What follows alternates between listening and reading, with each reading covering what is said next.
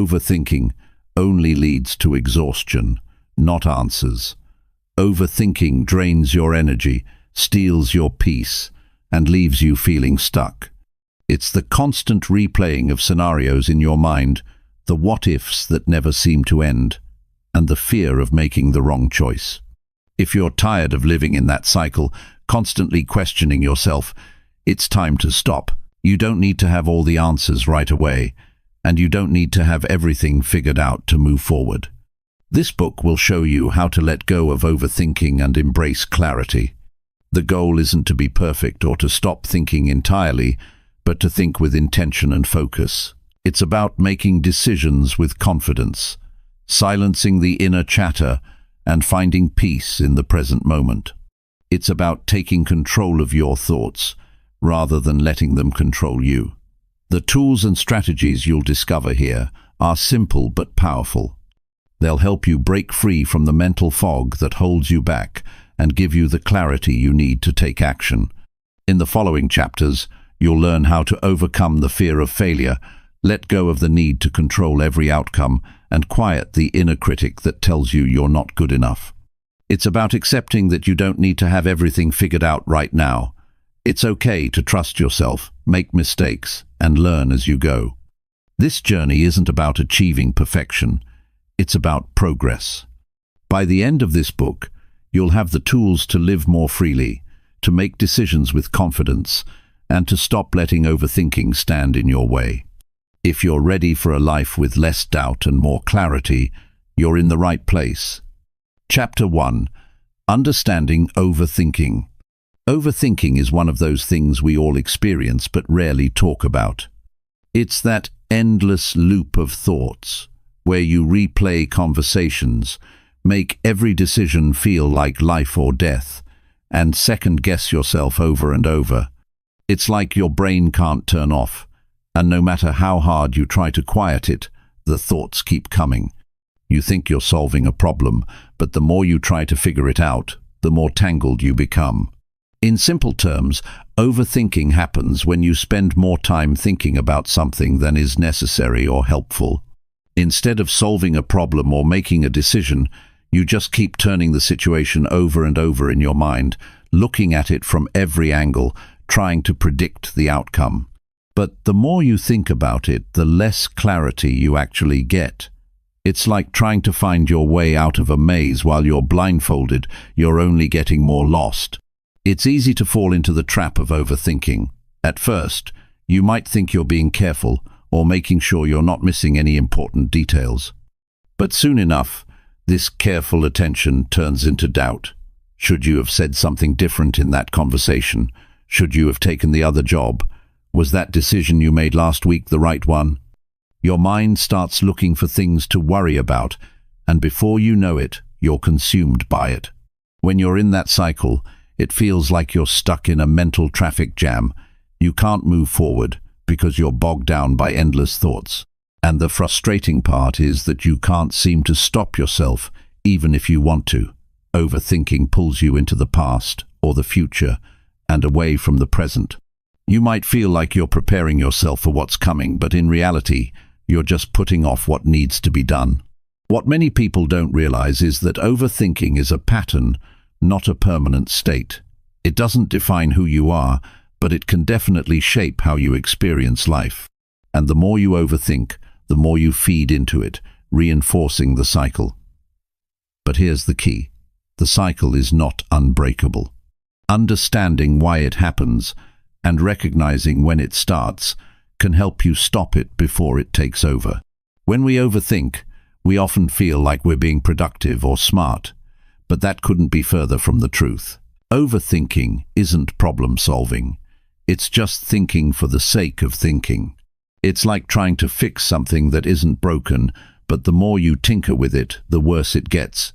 It's also important to know that overthinking doesn't keep you safe.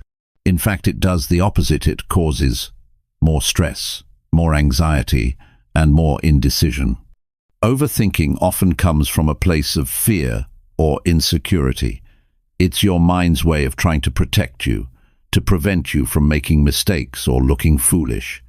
But in doing so, it keeps you paralyzed. You might be afraid of making the wrong choice, so you think about it endlessly instead of taking action. The truth is, though, you can't predict every possible outcome. Life doesn't work like that, no matter how much you try to control it. This need for control is a big reason people fall into overthinking. The desire to know what's going to happen next, to avoid any uncertainty or discomfort, leads to overanalysis. But certainty is an illusion. Life is unpredictable, and when we try to control it too much, we get stuck in a loop that never allows us to move forward. The mental strain that comes with overthinking is real. It takes energy. It's exhausting. You might think you're figuring things out, but instead, you're wearing yourself out, mentally and emotionally. You might even feel like you're doing something wrong if you're not overthinking every situation, but in reality, your mind is just reacting to an old habit. The challenge is recognizing that you don't need to overthink in order to make good decisions or avoid mistakes. It's not about having all the answers right now. It's about trusting yourself enough to take action, even without perfect certainty. When you're constantly caught in overthinking, you stop trusting your instincts. You rely too much on logic and not enough on your gut feeling, your intuition. Your mind starts to drown out everything else, and you become obsessed with finding the right answer instead of embracing the process. The truth is, sometimes there is no right answer, and that's okay. It's also easy to fall into the trap of overthinking when we're facing something uncertain or unfamiliar. When there's a lack of clarity, your brain tries to fill in the gaps, and this is where overthinking takes over. You want to know what's coming, how things will play out, but that kind of certainty isn't always possible. In fact, some of the best moments in life come from embracing uncertainty. They might feel scary or uncomfortable at first, but they open the door to new experiences, growth, and learning. But what happens when we overthink too much? Over time, the habit of overthinking can affect your mental health. It can lead to increased anxiety, stress, and even depression. The longer you stay in that constant state of overanalyzing everything, the harder it is to find peace. It's like holding your breath for too long. You might feel like you're managing things, but you're actually just creating more pressure. Eventually, your mind becomes so overwhelmed that you can't think clearly anymore. If you want to break free from the cycle of overthinking, the first step is recognizing it for what it is. It's a pattern, not a truth. Your thoughts aren't always accurate, and they don't always reflect reality. Just because you think something doesn't mean it's true or that you have to act on it. The key to moving forward is learning how to step outside of the noise in your mind and find clarity. Sometimes, overthinking is driven by the fear of failure. You're afraid that if you don't think through every angle, you'll make a mistake or mess things up. But the truth is, failing isn't the worst thing that can happen. What's worse is staying stuck in indecision, letting fear control you. Every decision you make, even if it's a mistake, helps you learn and grow. It's all part of the journey. The next time you catch yourself overthinking, try to pause. Take a step back. You don't need to have all the answers right away. You don't need to control everything. Trust yourself to make decisions, even if they're not perfect. Life is about learning, growing, and moving forward, not about avoiding mistakes or seeking constant certainty. Letting go of overthinking doesn't mean ignoring your thoughts or emotions. It's about acknowledging them without letting them control you. It's about learning to trust yourself enough to take action, even in the face of uncertainty. The more you practice this, the easier it becomes. And when you stop overthinking, you free up space for creativity, clarity, and peace. In the chapters ahead, we'll dive deeper into how you can start letting go of overthinking and create more mental space. You'll learn how to deal with the fear of uncertainty, trust your instincts, and make decisions with confidence. The road ahead won't always be easy, but with each step you'll be getting closer to the life you want to create, and that in itself is the most freeing thing of all. Chapter 2. The Science Behind Overthinking. Overthinking doesn't just happen for no reason. It's not something that's randomly triggered or out of your control. There's actually science behind it, and understanding that science can help you take control of the situation. Overthinking is a mental habit, and like any habit, it's formed over time, often as a result of both your environment and your brain's wiring. The more you engage in this pattern of thinking, the more deeply ingrained it becomes. At the core of overthinking is your brain's natural tendency to avoid uncertainty. When faced with something unknown, your mind feels discomfort and wants to solve it right away. This is because, on a basic level, your brain wants to predict the future to feel safe. In ancient times, this ability to anticipate what would happen next kept us alive. If you were walking in the woods and heard a rustling in the leaves, the brain would jump into overdrive to predict what that rustling meant. Was it a predator, or was it just the wind? The brain would think ahead, considering every possibility which could help you survive. That instinct is still with us today, but instead of predicting whether we're safe from predators, we're predicting how every decision we make will impact our future, down to the smallest detail. What happens when you overthink is that your brain is stuck in that mode of trying to predict every possible outcome. The anxiety you feel, the sense of being overwhelmed, comes from trying to cover all the bases, to figure out all the details, even the ones that don't matter. You're essentially putting yourself in a constant state of alert, even though there may not be any actual danger to your well-being. Your brain's ability to process information is incredible, but it has limitations. The brain is constantly filtering information and making sense of things, which is why it often jumps to conclusions or starts worrying about things that haven't even happened yet. This constant chatter in your mind is driven by the amygdala, the part of the brain responsible for processing emotions, especially fear. When the amygdala is activated, your brain goes into overdrive, looking for any potential threat. This part of your brain is great for short bursts of stress or emergency situations, but when overactive, it can make you feel anxious, worried, and unable to move past your thoughts. The frontal lobe, which is responsible for higher-level thinking like decision-making, planning, and problem-solving, tries to step in and rationalize things, but it doesn't always win the battle. So, you end up with a situation where your emotions, especially fear, are running the show. The overthinking loop starts because your mind doesn't have a clear answer, and it panics, trying to search for one. You might feel like you're actively solving a problem, but the longer you dwell on something, the more your brain's natural response of fear keeps you in this heightened state. Another factor that contributes to overthinking is the idea of cognitive biases. These are patterns of thinking that distort how we interpret information, often leading us to overthink situations that aren't as complicated as we make them out to be. For example, one of the most common cognitive biases is the availability heuristic, which is when you base decisions on information that is most readily available to you, often memories of past experiences that may not be relevant to your current situation. If something bad happened in a similar situation before, your brain will bring up that memory to protect you, even if there's no real risk this time. This bias can lead to overthinking, because your brain is more focused on past fears than on the facts of the current situation. Another cognitive bias, called catastrophizing, occurs when you assume the worst possible outcome.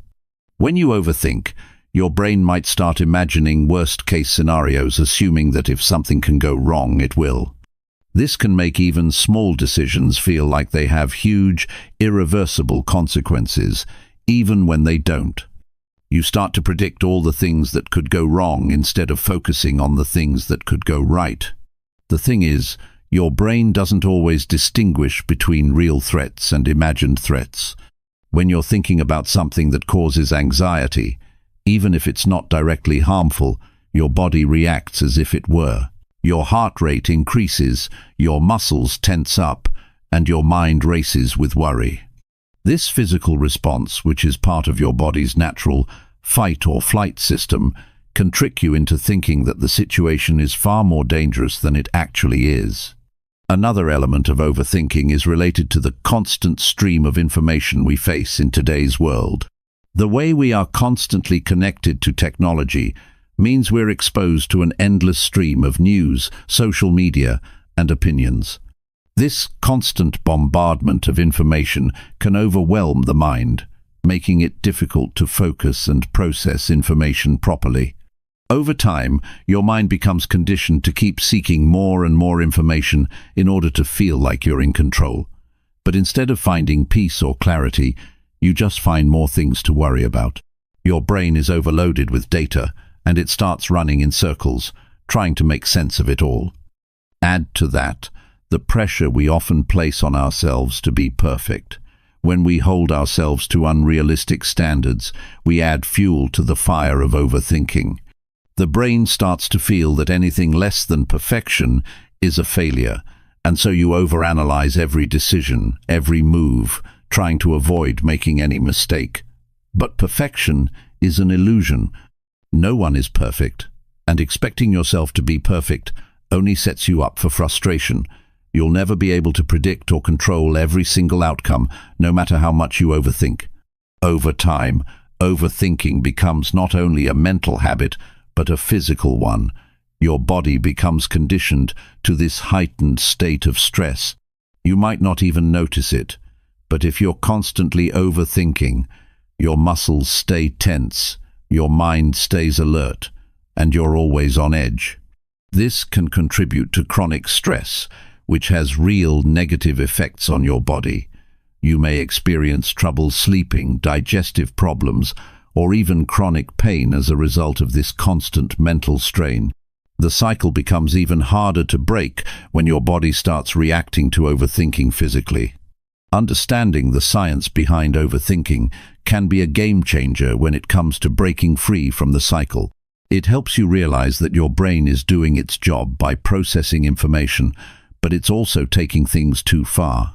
It helps you understand that overthinking is not a flaw in your character, but a natural response to fear, uncertainty, and the information overload that we live with today. The key to overcoming it lies in recognizing that you don't need to overthink in order to be prepared. You can take action without knowing every detail. You can trust yourself and your ability to handle things as they come.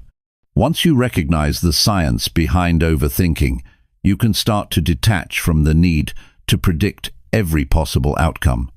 You can remind yourself that it's okay to not have all the answers and that you don't need to figure everything out in advance. Overthinking is not going to make you more prepared.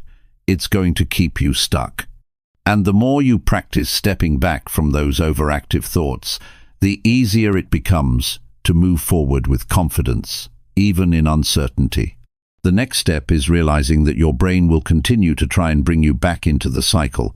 It's going to want to take over, and that's okay. The important thing is to not feed into it. You don't have to engage with every thought. You don't have to believe every worry. Over time, as you begin to understand how your brain works and how overthinking affects you, you'll start to gain control. Your thoughts don't have to dictate your actions. You can choose to step outside the noise and take steps forward, one small action at a time, trusting that you have the ability to handle whatever comes your way.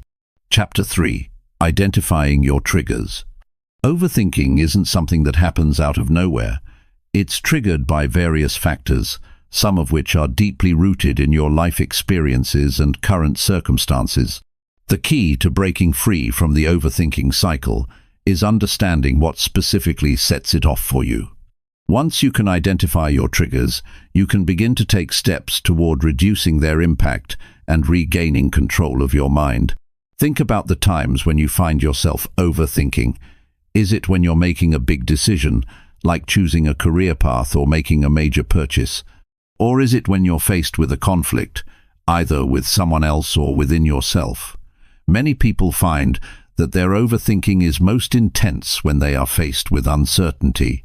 The unknown can trigger a flood of worries and doubts, as your mind scrambles to figure out every possible outcome. This is often when the what-if thoughts start taking over. What if I make the wrong choice? What if things don't go as planned? What if I fail? These questions can quickly spiral out of control, leaving you feeling paralyzed by indecision. Another common trigger for overthinking is stress. When you're feeling overwhelmed by responsibilities, whether it's work, family, or personal goals, your mind tends to go into problem-solving mode. You might start thinking about every little detail, trying to figure out how to handle everything at once.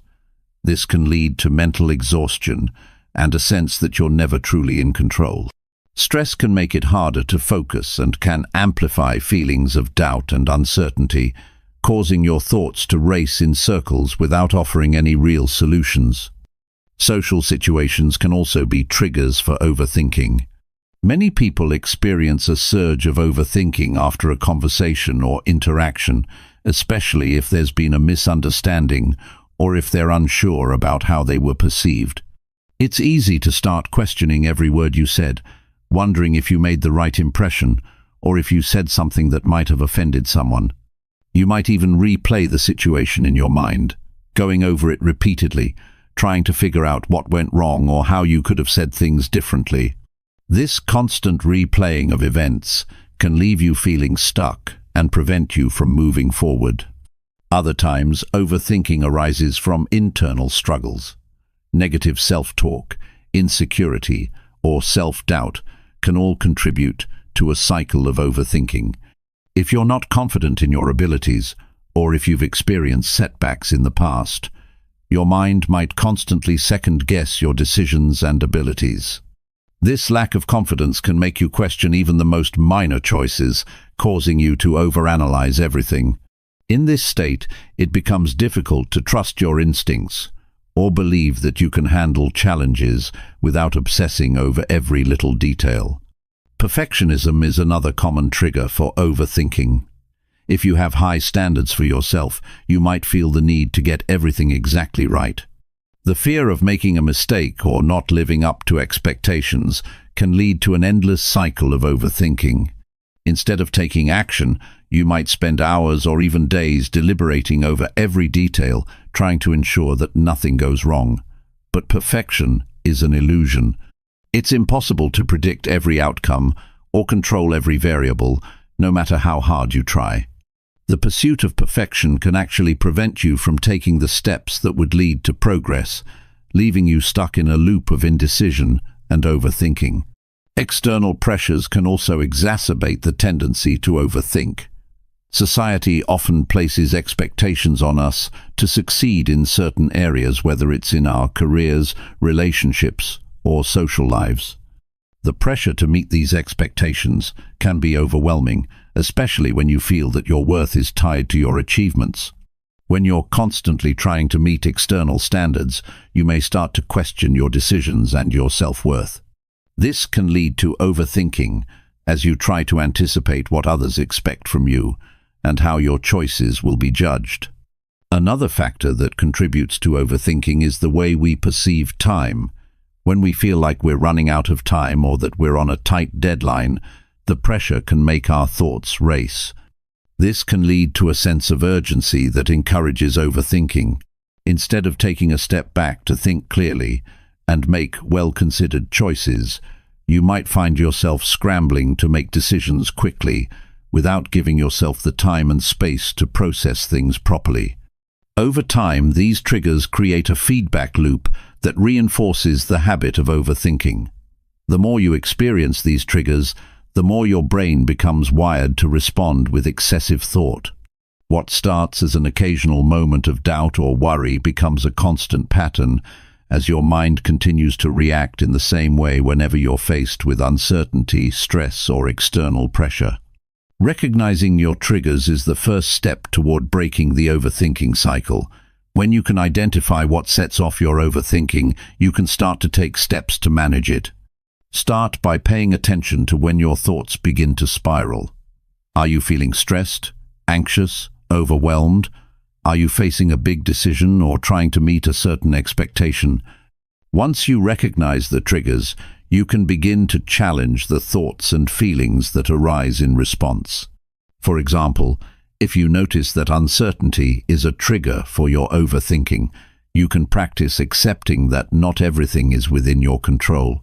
You can remind yourself that it's okay to not have all the answers and that life is full of unknowns. You can start to focus on taking one step at a time instead of trying to figure out everything at once. If social situations tend to trigger overthinking, try to remind yourself that most people are not as focused on you as you think they are. People are often caught up in their own thoughts and worries, so the chances are that any perceived missteps or awkward moments were not as significant to others as they were to you. By letting go of the need to be perfect in every interaction, you can start to enjoy social situations without overanalyzing every detail. When perfectionism is the trigger, it's important to remind yourself that making mistakes is a natural part of the process. Mistakes don't define you, they help you grow and learn. Instead of obsessing over every detail, give yourself permission to take action and make progress, even if it's not perfect. Taking imperfect action is far more valuable than staying stuck in indecision. If external pressure is contributing to your overthinking, take a step back and ask yourself whose expectations you're really trying to meet. Are you living your life according to your own values, or are you trying to live up to the standards set by others? Reconnect with what truly matters to you and let go of the need for external validation. Learning to identify your triggers is an ongoing process, and it takes time and practice. You won't always be able to avoid them or stop them in their tracks, but with awareness, you can begin to respond in a healthier way. The more you practice recognizing your triggers, the easier it will become to manage your thoughts and prevent overthinking from taking over. Eventually, you'll find that you have more control over your mind and can break free from the cycle of overthinking that once held you back. Chapter 4. Breaking the overthinking cycle. Overthinking can feel like you're stuck in a mental loop, constantly spinning through a series of thoughts that never seem to lead anywhere productive. It's frustrating because it often leaves you feeling paralyzed, unable to make decisions or take action. The more you think about something, the more tangled your mind becomes, and before you know it, hours, days, or even weeks have passed without any real progress. Breaking free from this cycle can be challenging, but it is absolutely possible. The key lies in recognizing when you're caught in it and taking active steps to shift your mindset and habits. The first step to breaking the cycle of overthinking is to become aware of when it's happening. In the moment, it can be difficult to spot because overthinking often feels like it's part of the decision-making process. You might think you're just trying to figure something out or gather more information, but instead, you're just spinning your wheels. You may find yourself constantly replaying a conversation, decision, or situation over and over, trying to figure out what went wrong or what you should have done differently. The longer you dwell on it, the more you're feeding the cycle. One way to recognize when you're overthinking is to ask yourself if you're moving closer to a solution or just getting more tangled in doubt. Are you coming up with new ideas or solutions, or are you just recycling the same thoughts and concerns? If you find that you're stuck in a loop, it's a clear sign that you've crossed over into overthinking territory. It's easy to get lost in your head, but being able to catch yourself in the act is the first step to breaking free. Once you've identified when overthinking is happening, it's time to interrupt the cycle. The longer you stay stuck in it, the harder it becomes to break free. One of the most effective ways to stop overthinking is to take a break from the situation. If you're caught in a mental loop, step away from the issue for a while. Do something else. Go for a walk, engage in a hobby, or talk to a friend. The goal is to give your mind a chance to reset so that you can come back to the situation with a clearer perspective. This pause doesn't mean that you're avoiding the problem or running away from it. It simply gives your brain the chance to process things from a different angle. Sometimes, the best way to solve a problem is to give yourself space to think about it in a relaxed, non-pressured environment. When you come back to the issue later, You might find that you have a clearer idea of what to do next, or that the decision doesn't seem as overwhelming as it once did. Another way to break the cycle is to challenge your thoughts. When you're overthinking, it's easy to blow things out of proportion. You might imagine worst-case scenarios or exaggerate the potential consequences of a decision. This kind of thinking is often fueled by fear and anxiety, but it's important to ask yourself whether your thoughts are based on reality or simply a product of your worries. Are you overestimating the risks or imagining outcomes that are unlikely to happen? By challenging these thoughts and replacing them with more balanced, realistic perspectives, you can reduce the power they have over you. For example, if you're overthinking a decision at work, ask yourself what the real consequences are if you make a mistake. What's the worst that could happen? Often, the worst-case scenario isn't as catastrophic as it feels in your head. Once you break it down, you might realize that the risks are manageable and that you're more capable of handling them than you initially thought. When you challenge your overactive mind, you take away its power to control you. One powerful tool for breaking the cycle of overthinking is to practice mindfulness. Mindfulness involves being fully present in the moment, without judgment or distraction. It's about observing your thoughts without becoming attached to them or letting them dictate your actions. When you practice mindfulness, you can learn to notice when your mind starts to wander into overthinking territory. You can catch yourself before the cycle gets too intense and gently bring your focus back to the present. Mindfulness is a skill that takes time to develop, but it can be incredibly effective in breaking the overthinking pattern. It helps you detach from your thoughts and see them for what they are, just thoughts. You don't have to believe every thought that comes into your head, and you don't have to act on every impulse. Mindfulness allows you to create space between you and your thoughts, giving you the opportunity to make more thoughtful, deliberate decisions rather than being swept away by your mental chatter. Another way to break free from overthinking is to focus on what you can control. Often, overthinking arises when you're trying to manage things that are beyond your control. You might get stuck in a cycle of worrying about things that haven't even happened yet, or you might try to predict every possible outcome. This kind of thinking leaves you feeling powerless and overwhelmed because, in reality, you can't control every aspect of your life. The more you try, the more you get stuck in an endless cycle of doubt. Instead of focusing on everything that's outside your control, shift your attention to what you can do. Take small, actionable steps towards solving the problem or making progress. If you're faced with a decision, break it down into manageable steps. Focus on the next action you can take, rather than getting overwhelmed by the bigger picture.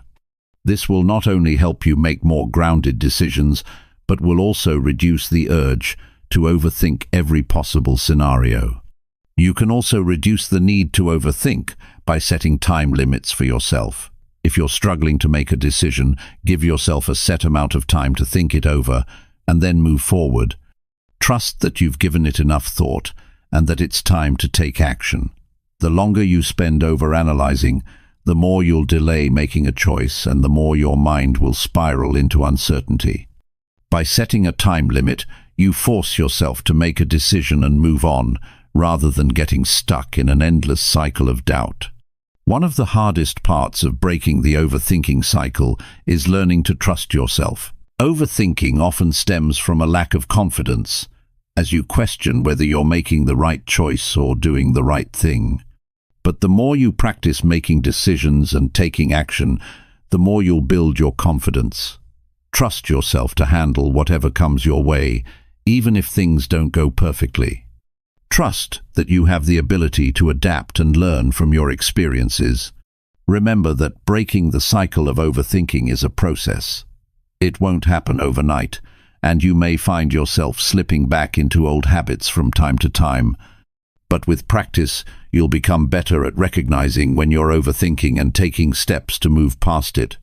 The more you interrupt the cycle, the easier it will become to make decisions, take action, and move forward with clarity and confidence. By becoming aware of when you're overthinking, challenging your thoughts, practicing mindfulness, focusing on what you can control and trusting yourself, you can break free from the cycle of overthinking and start living with greater peace of mind. Each time you interrupt the pattern and take action, you're building momentum toward a life of less stress, more confidence, and greater fulfillment. It may not always be easy, but the more you practice, the more natural it will feel to step out of the overthinking trap and into a life of clarity and focus. Chapter 5. Making decisions with confidence. Making decisions with confidence is something that often feels easier said than done, especially when there's so much at stake. But confidence in decision-making isn't about being certain you'll make the perfect choice every time. It's about trusting yourself to make a decision, take action, and adapt along the way. The key to making confident decisions lies in shifting your mindset, building trust in your judgment, and taking small, consistent steps to strengthen your decision-making abilities. The first step to making confident decisions is acknowledging that no one can predict the future with complete certainty. Every decision, whether big or small, carries some level of risk, but that's part of life. If you wait until you're completely certain about every outcome, you'll never make a decision. The truth is, making a decision often means accepting that you can't control every variable and that there will always be unknowns. Recognizing this truth is liberating because it allows you to stop waiting for the perfect moment or the perfect answer. In reality, there is rarely a perfect solution. There's only the decision you make with the information you have at the time. Understanding this can free you from the paralysis that comes with overthinking. You don't need all the answers right now. You just need to make a decision and move forward. Confidence comes from practicing decision-making. The more decisions you make, the easier it becomes to trust your own judgment. Even if you make a mistake, you learn from it. Every decision, good or bad, is an opportunity for growth. The key is not to let fear of making the wrong choice stop you from acting. When you hesitate out of fear, you miss out on valuable opportunities to learn and grow. Start by making smaller decisions. Choose what to have for lunch, pick a movie, or decide what to wear for the day.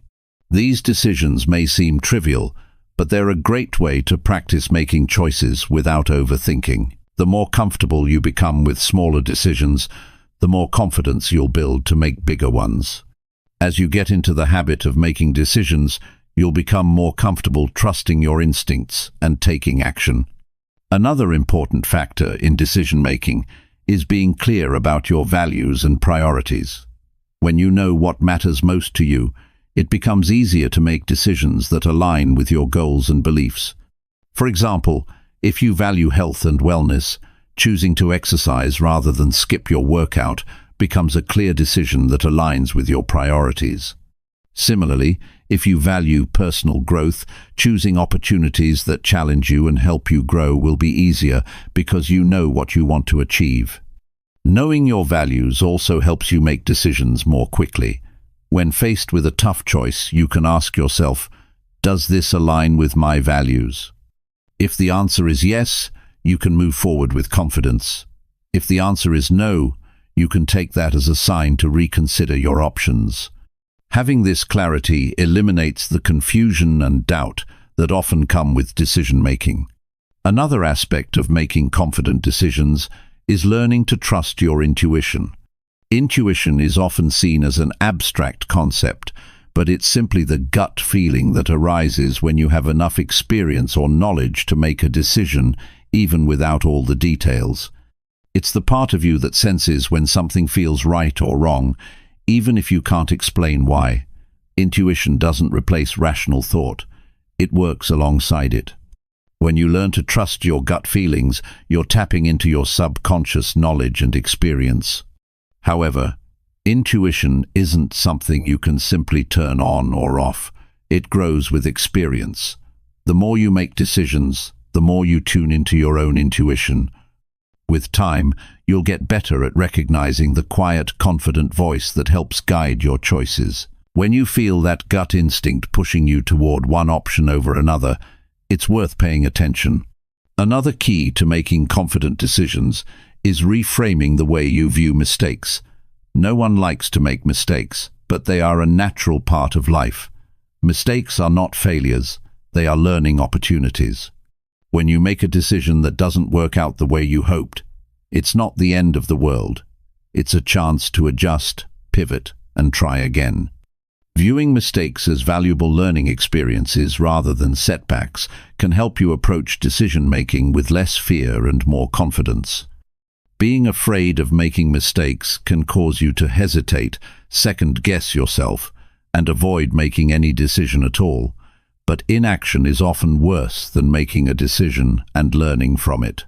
Taking action, even if the outcome isn't perfect, helps you gain momentum and clarity.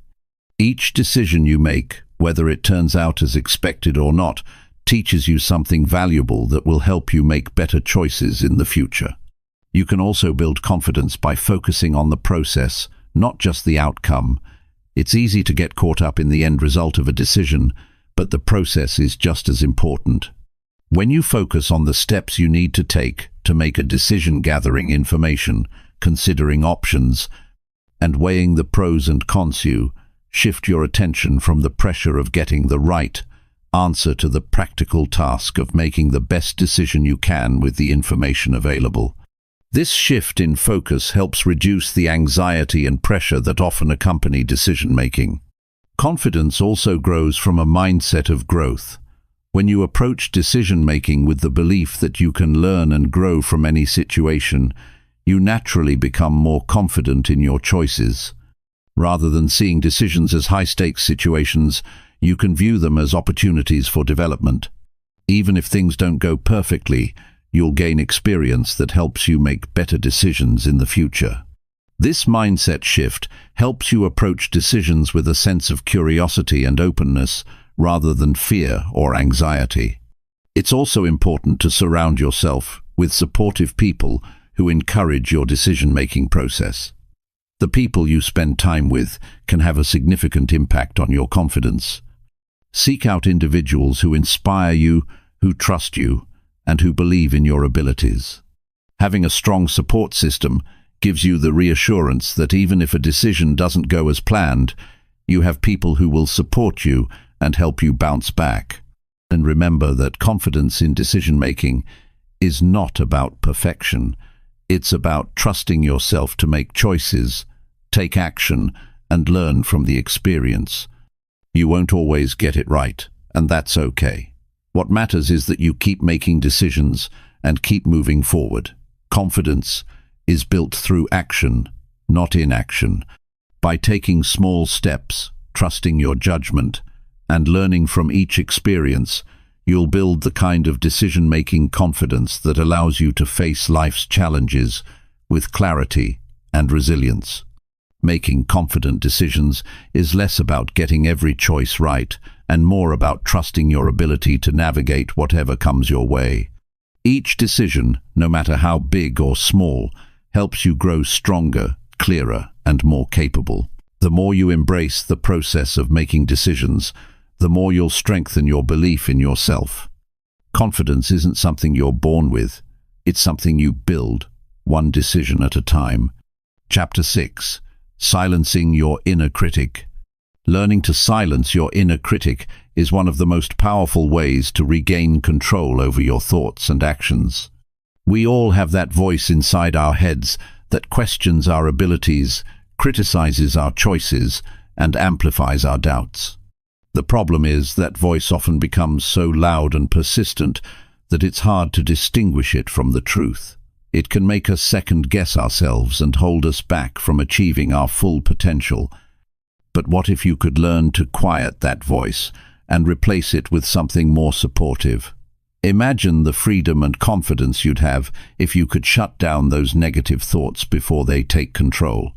The first step in silencing the inner critic is recognizing it for what it is: just a voice, a thought, not an objective truth. This voice is often shaped by our fears, past experiences, and societal pressures. It tends to be hypercritical and unrealistic. When you hear it, pause and ask yourself, is this really true? More often than not, The answer is no. Your inner critic thrives on exaggeration and negativity, but it doesn't reflect your true worth or abilities. The key to managing this inner voice is not to eliminate it entirely, but to learn how to separate it from your true self. Recognizing that the voice of the critic isn't who you are is liberating. You are not your negative thoughts. The inner critic is just one part of your mind, and it doesn't have to control your actions or your self-esteem.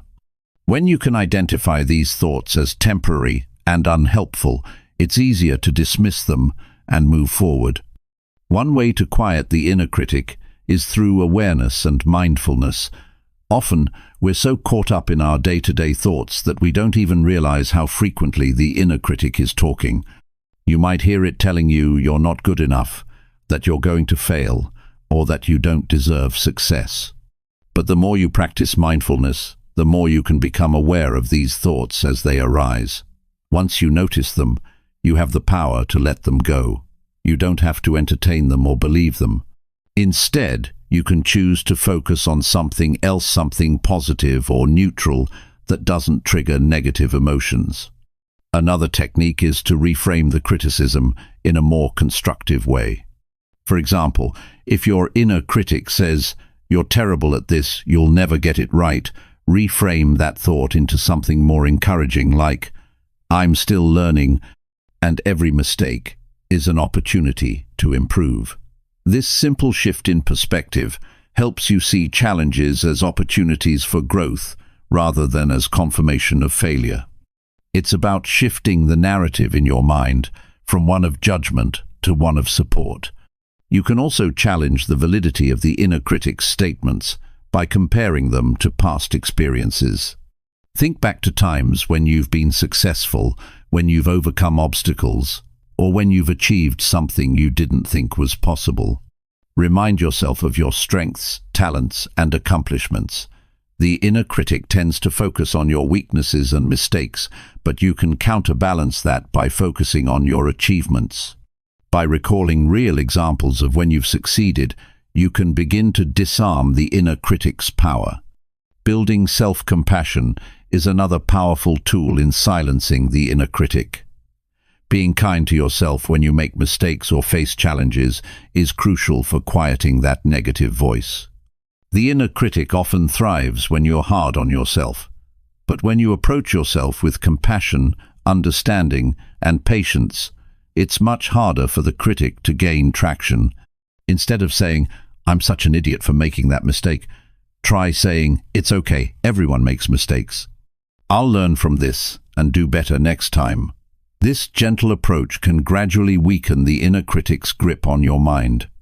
It's also helpful to remember that no one is perfect, and everyone experiences moments of self-doubt. The inner critic may make you feel like you're the only one who's struggling, but the truth is, we all face negative thoughts from time to time. It's part of being human. The difference is that some people have learned how to manage their inner critic and don't let it control their actions. You can do the same. Another way to silence the inner critic is by setting small, achievable goals. Often, the inner critic gets louder when we feel overwhelmed by big tasks or uncertain outcomes. Breaking down your goals into smaller, manageable steps makes them feel more achievable and reduces the space for negative thoughts. As you accomplish each small step, you'll build confidence and start to quiet the inner critic. With every win, no matter how small, you're sending a message to your mind that you are capable and competent. You can also use affirmations to counteract the negativity of the inner critic. Positive affirmations are simple, positive statements that you repeat to yourself regularly. They can be about your abilities, your worth, or your potential. For example, "I am worthy of success," or "I trust myself to make good decisions," can be powerful reminders of your value. By consistently affirming these truths, you gradually replace the negative thoughts with positive, supportive ones. Over time, this can lead to a shift in your self-perception, making the inner critic less powerful. Surrounding yourself with positive influences can also help reduce the impact of the inner critic. The people you spend time with can have a significant effect on how you see yourself. If you're around people who are supportive, encouraging, and uplifting, it's easier to drown out the negative voice inside your head. On the other hand, being around critical or negative people can amplify the inner critic's voice. Choose to spend time with those who lift you up, believe in you, and help you feel good about yourself. The process of silencing your inner critic takes time, and it's normal to face setbacks along the way. There will be days when that critical voice seems louder than ever, but don't let it discourage you. The goal isn't to eliminate the inner critic entirely, but to learn how to manage it and not let it control your thoughts or actions. Over time, as you practice these techniques and build a more supportive inner dialogue, the critic will lose its power. It's also important to be patient with yourself. Silencing the inner critic is a journey, not a destination. It takes consistent effort and practice, but the more you do it, the easier it becomes. Don't expect perfection, and don't beat yourself up when the inner critic makes an appearance. Just remember that you have the tools to quiet it, and with time, you'll become more skilled at handling it.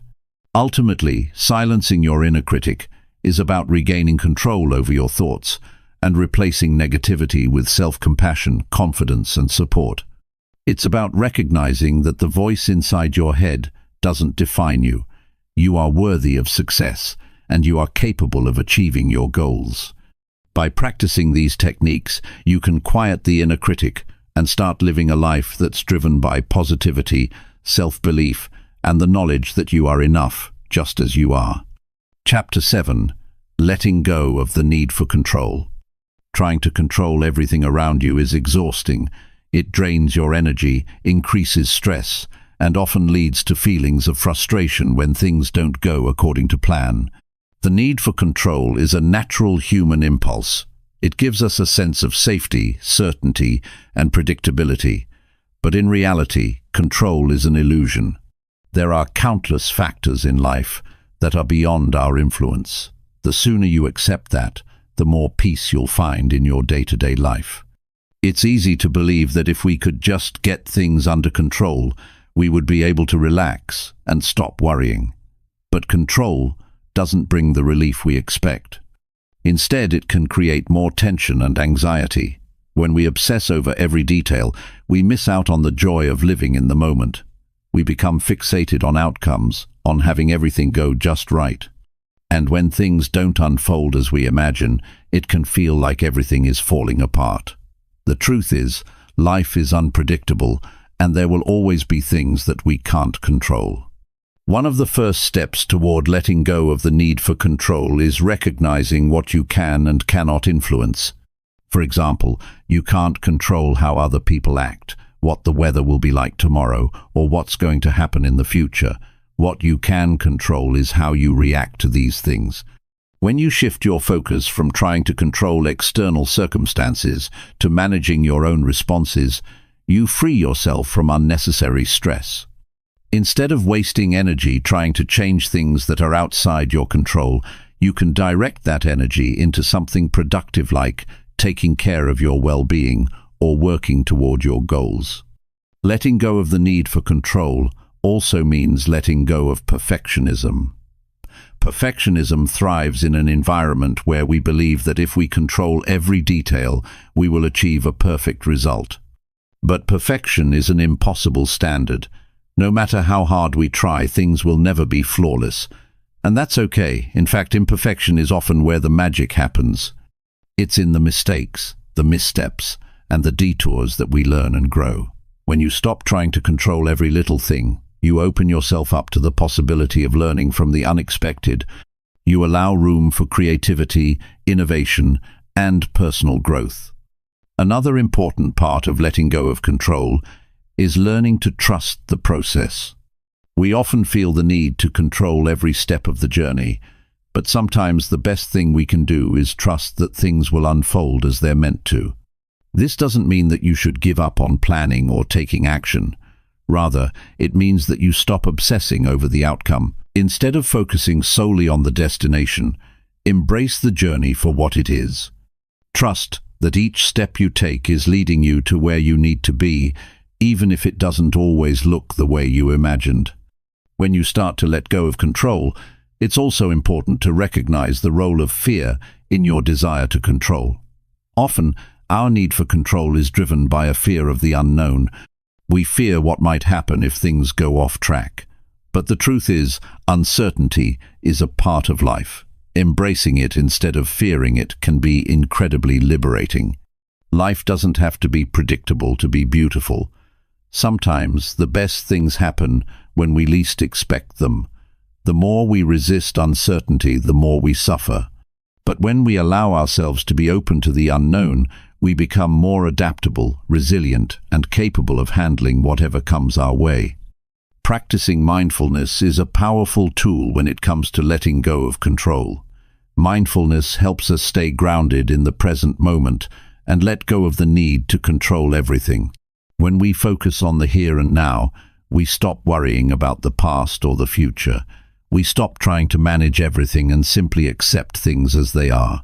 Mindfulness teaches us to be present with our thoughts, feelings, and experiences without judgment. This helps us see that we don't need to control everything in order to be happy or successful. We can trust that life will unfold as it's meant to, and that we have the ability to handle whatever comes our way. It's also helpful to practice self-compassion when letting go of control. We can be our own harshest critics, especially when things don't go as planned. But being kind to yourself is essential. Understand that you don't have to be perfect, and you don't have to have everything under control. It's okay to make mistakes, to fail, and to not have all the answers. Be gentle with yourself as you navigate the process of letting go. The more you practice self-compassion, the more you'll be able to accept that you don't need to control every aspect of your life to be worthy of love and success. Another key aspect of letting go of control is learning to delegate and trust others. Often we hold on to control because we don't trust others to handle things the way we would. But this only leads to burnout and frustration. Instead of trying to do everything yourself, start learning to share the load. Trust that others have the skills and capabilities to handle tasks and responsibilities. Delegating doesn't make you weak or incapable, it makes you smart. It frees up your time and energy to focus on what truly matters. And it helps you build stronger relationships with the people around you by showing that you trust them. It's also important to embrace the concept of surrender. Surrender doesn't mean giving up. It means releasing the need to force things to happen. It's about accepting that sometimes things will unfold in ways that we can't predict, and that's okay. It's trusting that there's a bigger plan at work, even when we can't see it. Surrendering allows us to let go of the need for constant control and find peace in the uncertainty. When we let go, we create space for new opportunities and experiences to enter our lives. Letting go of control doesn't mean that you stop working hard or taking responsibility for your actions.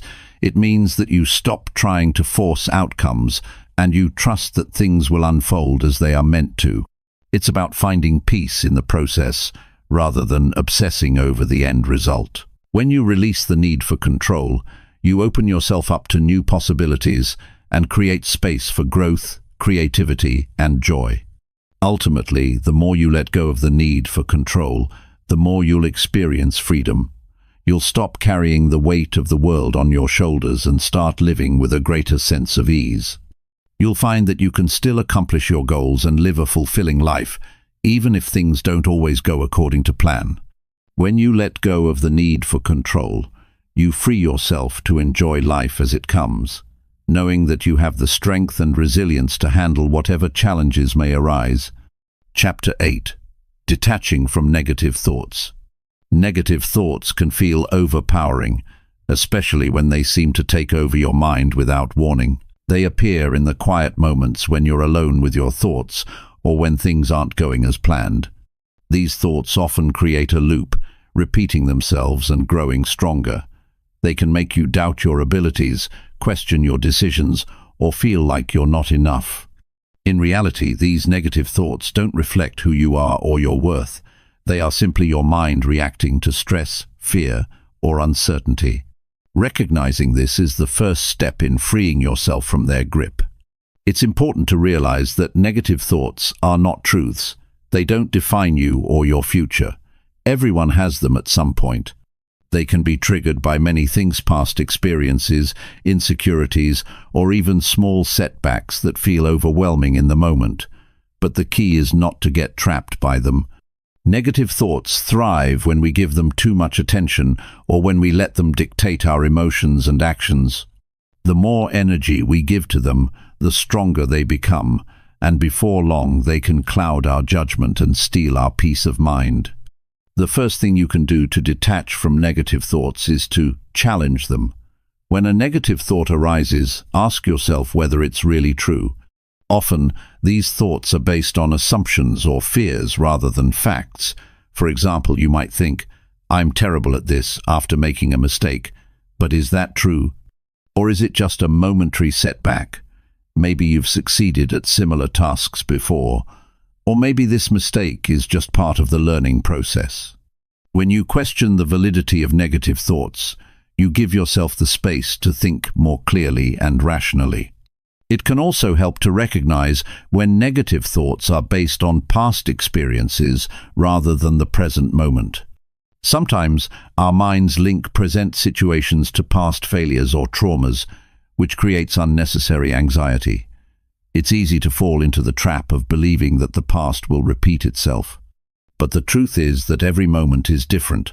What happened before doesn't have to happen again. Each day is a new opportunity, and you have the power to approach things differently. When you catch yourself thinking negatively about the present, remind yourself that you are not the same person you were in the past, and this situation is unique. Another way to detach from negative thoughts is to practice mindfulness. This means becoming aware of your thoughts without judgment. Rather than getting caught up in them, observe them from a distance. Notice when they arise and simply acknowledge them as passing thoughts, not facts. This practice helps you to detach from your thoughts and prevent them from spiraling into something bigger. By staying present and aware, you reduce the power of negative thoughts and regain control of your mind. When you start practicing mindfulness, it can be helpful to create a space in your day where you intentionally focus on being present. This could be through meditation, deep breathing, or simply taking a few minutes to sit quietly and observe your thoughts. As you build this habit, you'll start to notice that negative thoughts no longer have the same hold over you. You'll learn to let them pass by without getting swept up in them. It's also important to remember that emotions and thoughts are not the same. While your thoughts might tell you something negative, your emotions might not align with that thought. You might think you're not good enough, but you feel frustrated or discouraged, not defeated. Recognizing that your thoughts and feelings are separate can help you gain perspective. Just because a negative thought arises doesn't mean you have to act on it or let it dictate your emotions. You can acknowledge the thought, but choose to move forward without letting it control you. It's also essential to replace negative thoughts with more balanced, constructive ones. When you find yourself thinking something negative, challenge yourself to think of at least one positive or neutral aspect of the situation. For instance, if you're thinking, "I always mess things up," reframe it by acknowledging, "I made a mistake, but I'm learning and improving with every experience." This shift in thinking helps you take ownership of the situation while also giving yourself grace. Instead of focusing on failure, you can focus on growth and progress. The way you talk to yourself is also a powerful tool in detaching from negative thoughts. Your inner dialogue shapes your mindset. If you constantly tell yourself that you're not good enough or that you'll never succeed, you start to believe it. But when you shift your self-talk to something more encouraging, you can change your outlook. Speak to yourself the way you would speak to a friend, kindly, patiently, and with understanding. When you make a habit of being compassionate with yourself, it becomes easier to let go of negative thoughts. Another approach to detaching from negative thoughts is to focus on gratitude. When your mind is flooded with negativity, It's easy to forget the positive aspects of your life. But by intentionally practicing gratitude, you shift your focus away from what's wrong to what's right. You might start by writing down 3 things you're grateful for each day. This simple practice can have a profound impact on your mental well-being. It reminds you that there is good in your life, even when your mind tries to convince you otherwise. It can also help to reframe your negative thoughts in a more positive light. Instead of thinking, "I'll never be able to do this," try thinking, "I don't know how to do this yet, but I'm capable of figuring it out." This shift in perspective empowers you to see challenges as opportunities for growth rather than insurmountable obstacles. It's all about changing your mindset from one of defeat to one of possibility. Don't be afraid to seek support when negative thoughts become overwhelming. Talking to someone you trust, whether it's a friend, family member, or therapist, can help you gain perspective and see things more clearly. Sometimes, just verbalizing your thoughts can help you detach from them and realize that they don't have to control your life. It's important to remember that you don't have to go through this alone. Seeking help is a sign of strength, not weakness. Detaching from negative thoughts isn't about completely eliminating them. It's about gaining the ability to recognize them, question their validity, and choose not to let them control your life. The more you practice this, the easier it becomes. Over time, you'll develop a greater sense of self-awareness, and your negative thoughts will have less power over you. You'll learn to accept them as part of the human experience, but not something that defines you. By detaching from negativity, you open yourself up to a more peaceful, positive, and fulfilling life. Chapter 9. Releasing emotional baggage. Emotions can be powerful. They often carry the weight of past experiences, fears, and unspoken pain. It's not always easy to let go of the emotions that weigh us down, especially when they've been with us for so long. But the truth is, holding on to emotional baggage does nothing but hinder your progress and keep you stuck in the past. The first step in letting go of this emotional weight is acknowledging that it's time for a change. Holding on to the past doesn't allow space for growth, healing, or new experiences. When you let go of emotional baggage, you're not forgetting what happened or pretending it didn't matter. Instead, you're choosing to move forward and make room for new opportunities. Often, emotional baggage comes in the form of unresolved feelings. These could be related to past relationships, personal disappointments, or experiences where you felt hurt, rejected, or abandoned.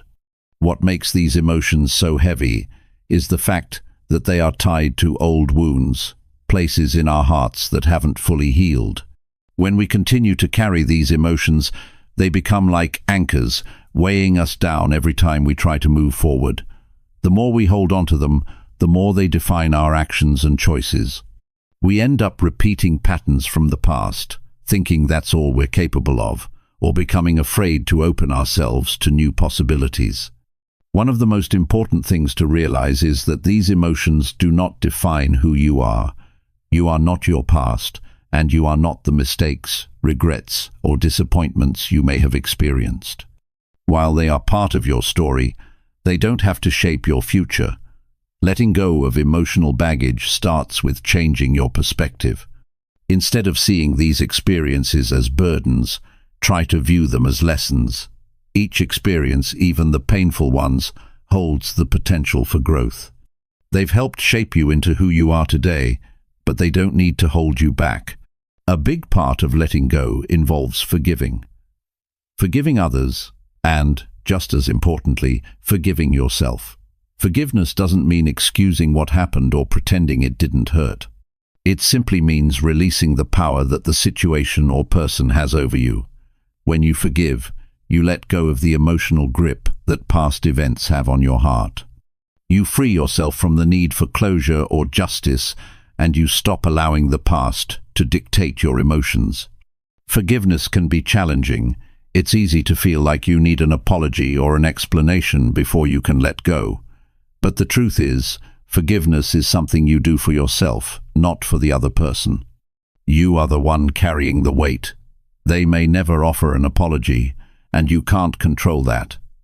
What you can control is your choice to let go and find peace. Holding on to anger or resentment only keeps you tied to the past. It's like carrying around a heavy suitcase that you don't need. Once you decide to let go of the emotional burden, you lighten your load and free up space for better things. Another important part of releasing emotional baggage is recognizing the patterns it has created in your life. Often, when we haven't fully let go of past hurts, we start to see them play out in our relationships and behaviors.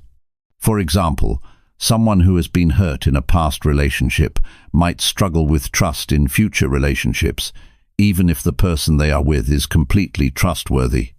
These patterns are often unconscious, and they prevent us from moving forward in healthy ways. Identifying these patterns is an important part of the healing process. By recognizing them, you can begin to break the cycle and create healthier ways of responding to challenges. Journaling can be a helpful tool in this process. Writing down your thoughts and feelings can provide clarity and help you process emotions that you may have been holding on to for years. Sometimes, we avoid feeling certain emotions because they feel too overwhelming or uncomfortable, but when we allow ourselves to face them head-on, we begin to release their hold over us. Writing gives us the opportunity to reflect on what we've been through, to process our feelings, and to work through difficult emotions at our own pace. It's a safe space where we can express ourselves without judgment. In addition to journaling, talking to someone you trust can also be incredibly cathartic. It might be difficult at first, but sharing your feelings with a friend, therapist, or support group can offer a sense of relief. Often, we hold on to emotional baggage because we feel isolated in our pain. When we open up to others, we realize that we are not alone in our struggles. People who care about us can offer compassion, empathy, and sometimes just a fresh perspective. This can help you see things more clearly and allow you to let go of emotions that no longer serve you. One of the most powerful ways to let go of emotional baggage is to practice self-compassion. When we experience pain, we can be our own harshest critics, telling ourselves that we should have done better or that we are weak for feeling hurt. But the truth is, everyone goes through difficult times. Everyone experiences loss, disappointment, and heartbreak. You are not alone in your struggles. Be gentle with yourself, and remember that healing is a process. There's no timeline for when you should be over something. Be patient with yourself as you work through your emotions. Treat yourself with the same kindness that you would offer a friend who is going through a hard time. In addition to self-compassion, it's important to take care of your emotional and physical well-being. Engaging in activities that promote mental and emotional health, such as exercise, mindfulness, or creative outlets, can help you release emotional tension and find a sense of peace. Taking care of your body and mind is an important part of the healing process. It's easy to neglect your well-being when you're carrying emotional baggage, but prioritizing self-care allows you to process your emotions more effectively. When you begin to let go of emotional baggage, you start to experience more freedom. You free yourself from the constant weight of past pain, and you open yourself up to new possibilities. Your mind becomes clearer, and you find yourself more present in the moment, rather than stuck in the past. Your relationships become healthier, and you begin to make choices that align with who you truly are, not who you used to be. Releasing emotional baggage is not about forgetting the past. It's about choosing not to let it control you anymore. It's about taking the lessons from the past and using them to create a better future. It's about realizing that you deserve peace, happiness, and fulfillment, and that holding on to the past only prevents you from experiencing all of that. Ultimately, letting go of emotional baggage is an act of self-love. It's about recognizing that you are worthy of living a life free from the weight of past hurts. It's about giving yourself permission to heal and to move forward. Letting go takes time, patience, and courage, but the rewards are worth it. When you let go, you create space for new experiences, new relationships, and a new version of yourself that is no longer defined by the past. You open yourself up to the possibility of becoming the person you were always meant to be. Chapter 10. Overcoming fear of failure. Fear of failure is something that almost everyone experiences at some point in their lives.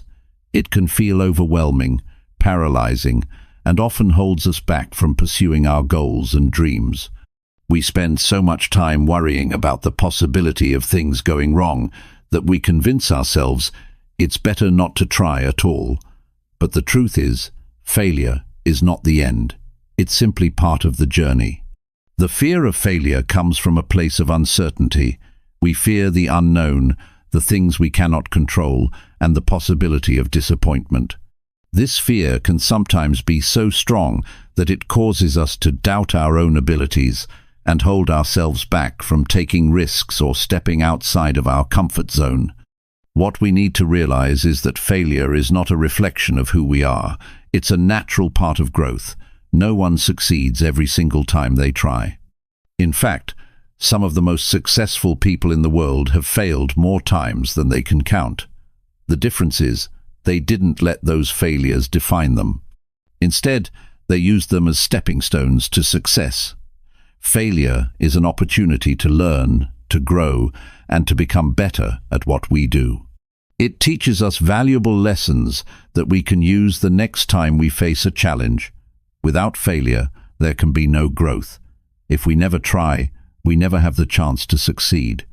One of the reasons why we fear failure is because of the way we perceive it. We often see failure as something shameful, something that should be avoided at all costs. We think that if we fail, we'll be judged by others or that it will mean we're not good enough. But this mindset only reinforces the fear. When we change the way we think about failure, we can begin to embrace it as a necessary part of the process. Instead of seeing it as a negative outcome, we can start to see it as an opportunity for growth. Failure is not something to fear, it's something to learn from. When we stop fearing failure, we free ourselves from the chains that hold us back. We become more willing to take risks, try new things, and put ourselves out there. One of the biggest obstacles to overcoming the fear of failure is perfectionism. We often feel like everything we do has to be perfect. We set impossibly high standards for ourselves and are afraid to take action unless we're absolutely sure that we'll succeed. This fear of imperfection can keep us stuck in a cycle of procrastination. We keep putting off taking action because we're afraid of making mistakes. The truth is, perfection is an illusion. There is no such thing as a perfect outcome. What we perceive as failure is often just a part of the process, a necessary step on the path to success. Once we let go of the need for perfection, we can begin to take action without the fear of making mistakes. The first step in overcoming the fear of failure is to shift your mindset. Instead of focusing on the potential for failure, focus on the possibility of success. Think about what you stand to gain by taking action. When you shift your focus from the negative to the positive, it becomes easier to take that first step. You begin to see failure as a temporary setback, not a permanent condition. Instead of asking yourself, "What if I fail?" start asking, "What if I succeed?" This shift in perspective helps you move forward with confidence, knowing that no matter what happens, you can learn from the experience and grow. Another important step is to break down your goals into smaller, more manageable tasks. Often, the fear of failure is overwhelming because the goal seems too big, too daunting, or too impossible. When you break the goal down into smaller, achievable steps, it becomes less intimidating. Each small step you take builds your confidence and reduces the fear. Instead of looking at the end result, focus on the next step. This way, you can take action without feeling like the weight of the world is on your shoulders. You'll find that each small success along the way gives you the motivation to keep going. It's also important to remember that failure doesn't mean you're not capable. It just means that you've encountered a challenge, and now it's time to figure out how to overcome it. Failure is an opportunity to try again, armed with more knowledge and experience. Think of it as a learning experience, not a roadblock. The more you face challenges head-on, the less daunting they become. Over time, you'll realize that failure is not something to fear, but something to embrace as part of your personal growth. Another key to overcoming the fear of failure is to practice self-compassion. We can be our own worst critics, often holding ourselves to impossible standards. When we make mistakes or face setbacks, we beat ourselves up and let our inner critic take over. This only feeds the fear and makes it harder to move forward. Practicing self-compassion means being kind to yourself when things don't go as planned. It means treating yourself with the same understanding and kindness that you would offer a friend who is going through a tough time. When you show yourself compassion, you create a supportive inner environment that allows you to take risks without fear of judgment. Support from others can also help alleviate the fear of failure. Surrounding yourself with people who encourage and support you can make a huge difference. When you have a strong support system, you feel less alone in your struggles. You have people to turn to when things don't go as planned, and they can remind you of your strengths and capabilities. Don't be afraid to reach out to others when you need help or encouragement. Sometimes, just hearing someone else say, "You've got this," can make all the difference. When you stop fearing failure, you begin to realize that it's not the end of the world. It's not something to be ashamed of, but something to be expected. Failure is not a reflection of your worth or abilities. It's just a part of the journey. Every successful person has faced failure, but they didn't let it stop them. They learned from it, grew stronger, and continued moving forward. When you take away the fear of failure, you unlock your potential to achieve great things. You stop holding yourself back and start taking bold steps toward your dreams. Failure will still happen, but it will no longer have the power to stop you. It will become just another stepping stone on the path to success. Chapter 11. Breaking Free from Perfectionism. Perfectionism can be one of the most limiting forces in our lives. It can creep into every decision we make, every goal we set, and every task we take on. We strive to do everything perfectly, believing that anything less is a failure. But the truth is, perfection is an illusion, a standard that can never truly be reached. The more we try to achieve perfection, the more we set ourselves up for frustration, disappointment, and burnout. The pursuit of perfection often paralyzes us from taking action at all. It convinces us that if we can't do something perfectly, then it's not worth doing. But this is the trap we need to break free from. Perfectionism can manifest in many ways, often starting with small thoughts that spiral into bigger anxieties. We might worry about how others perceive us, how our work stacks up against others, or whether we are living up to some idealized version of ourselves. These thoughts lead to a constant cycle of self-criticism, comparison, and fear of judgment. Instead of celebrating progress, we focus on every little flaw and mistake, which only serves to heighten our stress and insecurity. The problem with this mindset is that it leaves us feeling stuck. We become paralyzed by the thought that nothing we do will ever be good enough. The fear of making a mistake can stop us from even starting. What many people don't realize is that perfectionism often stems from a deep-rooted fear of failure. We convince ourselves that if we can just get everything right, we'll be safe from judgment and disappointment. But in trying to control every outcome, we lose sight of what really matters: progress, growth, and learning. No one ever gets everything perfect, and that's okay. The world doesn't expect perfection from us, and neither should we expect it from ourselves. Perfectionism creates a false sense of security, one that ultimately keeps us from taking risks and stepping out of our comfort zones.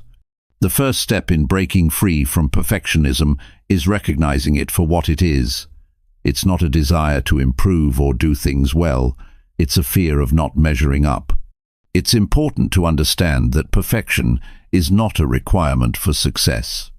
In fact, many of the world's greatest achievements have come from people who embraced imperfection, took risks, and learned from their mistakes. The key is not to avoid failure, but to embrace it as part of the process. Failure is not an end, it's a lesson. When we stop expecting perfection, we create space for growth, learning, and experimentation. One of the ways to begin letting go of perfectionism is to redefine what success means. Success is not about doing everything flawlessly or meeting impossible standards. It's about taking action, making progress, and improving along the way. Instead of focusing on achieving perfection, focus on creating momentum. Start small and take one step at a time. Celebrate every achievement, no matter how small, and use it as motivation to keep going. By shifting our focus from perfection to progress, we free ourselves from the unrealistic expectations that hold us back. Another powerful way to overcome perfectionism is to practice self-compassion. Perfectionism often comes hand in hand with self-criticism. We are often our own harshest critics, beating ourselves up over every mistake and imperfection. But self-compassion involves treating ourselves with the same kindness and understanding we would offer to a friend. When we make a mistake, instead of berating ourselves, we can acknowledge that we are human and that it's okay to not get everything right. We can remind ourselves that making mistakes is how we learn and grow. When we embrace self-compassion, we free ourselves from the grip of perfectionism and allow ourselves to move forward with confidence. One of the most liberating things we can do is to let go of the need for approval from others. Perfectionism is often fueled by the desire to meet external expectations, whether it's from family, friends, colleagues, or society at large. We may feel that we need to prove ourselves or gain the approval of others in order to feel worthy or successful. But the truth is, we don't need anyone else's approval to be enough. We are enough as we are, flaws and all. When we stop seeking validation from others, we can begin to make choices based on our own values and desires, not on the fear of judgment or rejection.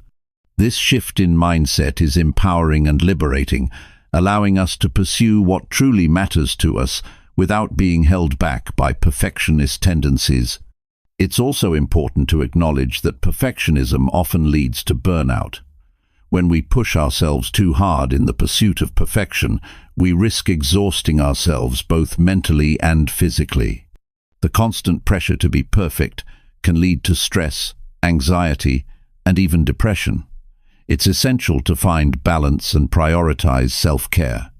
Taking breaks, getting enough sleep, and engaging in activities that bring us joy and relaxation are all important aspects of maintaining our well-being. When we practice self-care and recognize the value of rest, we give ourselves the energy and perspective needed to continue moving forward without the burden of perfectionism weighing us down. Learning to let go of perfectionism is not an overnight process. It's something that takes time, patience, and consistent effort. It requires shifting deeply ingrained beliefs and habits and challenging the narratives we've created about success and failure. But the rewards of letting go of perfection are immense.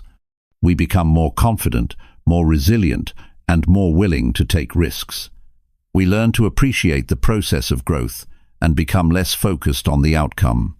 We stop letting fear dictate our actions, and instead, we start taking bold steps toward the life we truly want to live. Ultimately, perfectionism is an obstacle to our personal growth and happiness. It keeps us stuck in a cycle of self-doubt and fear. But when we let go of the need to be perfect, we open ourselves up to new possibilities and experiences. We allow ourselves the freedom to make mistakes, to try new things, and to embrace the journey. When we stop striving for perfection, we can finally start living with purpose and passion, knowing that our worth is not determined by how flawless we are, but by the effort we put in and the growth we experience along the way. Chapter 12. Building Mental Resilience. Life doesn't come with a set of instructions or guarantees.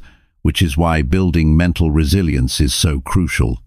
When we're faced with challenges, setbacks, or even failures, our ability to stay strong and keep moving forward often makes all the difference.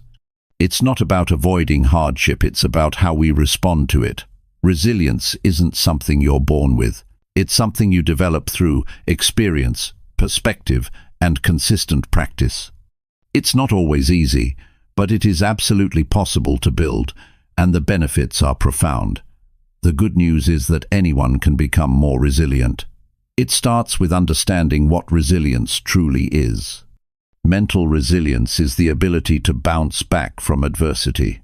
It's about facing life's difficulties without giving up or letting those challenges define you.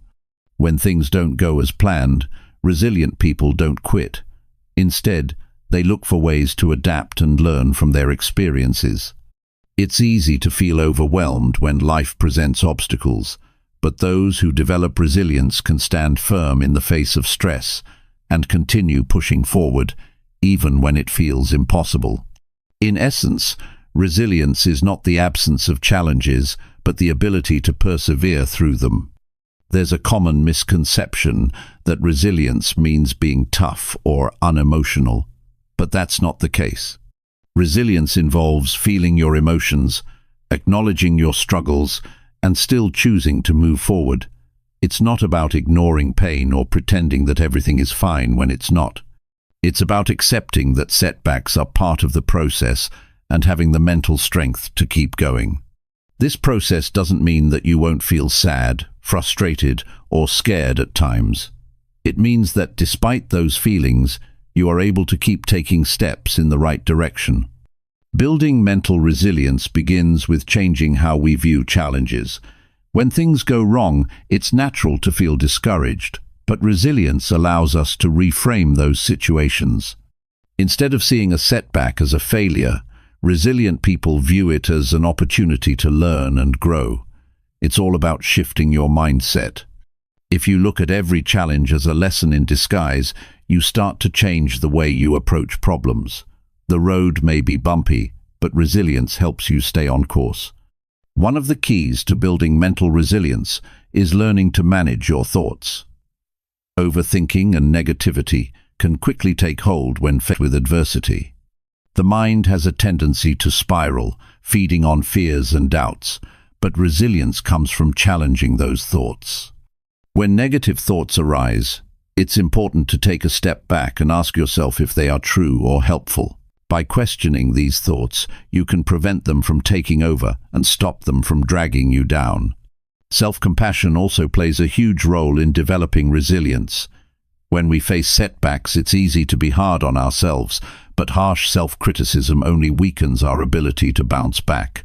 The key is to treat yourself with kindness, as you would treat a friend who's struggling. Allow yourself to be imperfect. Don't hold yourself to unrealistic standards. Remember that you are human, and mistakes are part of the journey. Giving yourself the space to fail without judgment is an essential step in building resilience. It allows you to recover faster and approach the next challenge with greater strength. Another important aspect of mental resilience is the ability to stay focused on the present moment.